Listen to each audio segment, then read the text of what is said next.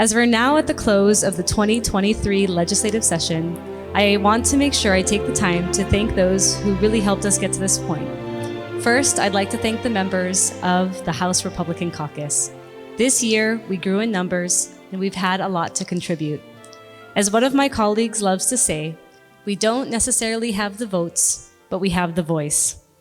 I'd also like to take the time to thank our House Minority Research Office. This session has had a lot of ups and downs, but I truly appreciate the unwavering dedication of our team. To all of the Republican staff, your willingness to come together and collaborate, even in the most difficult times, is truly what this building is all about. And I appreciate all you have done to make sure that positive change gets implemented for our districts and our state.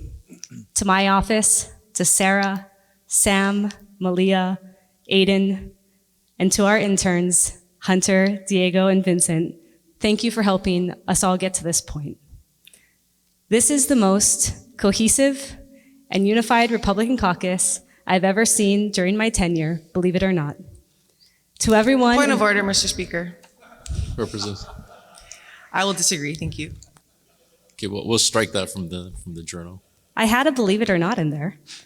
To everyone in the Chief Clerk's office, IT, print shop, public access room, LRB, Sergeant at Arms, our DAGS team, and all of the wonderful staff here, thank you for your time and energy. In my opening day speech, I laid out the priorities for our Republican caucus, including combating the high cost of living, assisting families towards homeownership, supporting the rights of people to make decisions for themselves, implementing government reform, and keeping our communities safe by being tough on crime and creating pathways towards rehabilitation. This session, we have taken a few steps in the right direction, but there is still so much more we can do.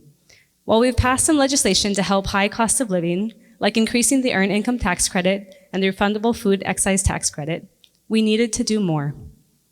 Our caucus proposed eliminating the general excise tax on food and medical services. If this bill was passed, or even heard, it would have immediately helped the residents of Hawaii.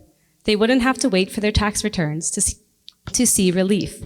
This is something I hope we can collaborate on during the interim for the next session.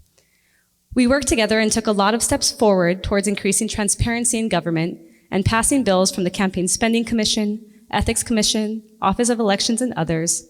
However, it's still not enough. Our caucus advocated for all of the recommendations of the Commission to improve standards of conduct and took it one step further, proposing a 12-year term limit. Our legislative body has lost the trust of the people, and in order to earn that trust back, government reform is imperative, and next year I know we will work to do even more. And finally, I appreciate the work we did on rehabilitation for those in our prison population. However, we needed to do more to address the increase of crime.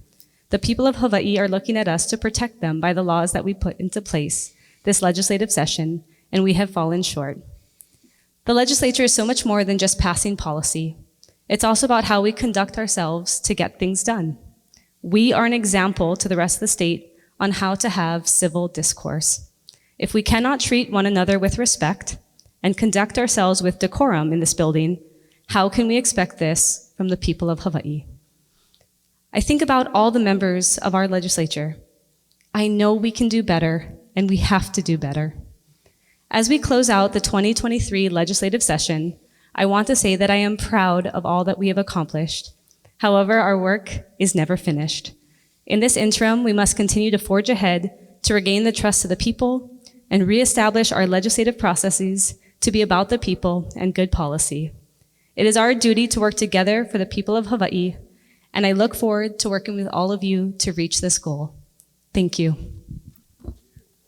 Point of order, Mr. Speaker. Representative Garcia. I ask that you strike the previous point of order as disagreeing is not a point of order. Thank you. Mr. Representative Speaker, Souza. that was actually a point of personal privilege, and the same applies. I disagree, and it was a point of order. Thank you. All right, members, the Speaker, recess. Chair will take the points under advisement.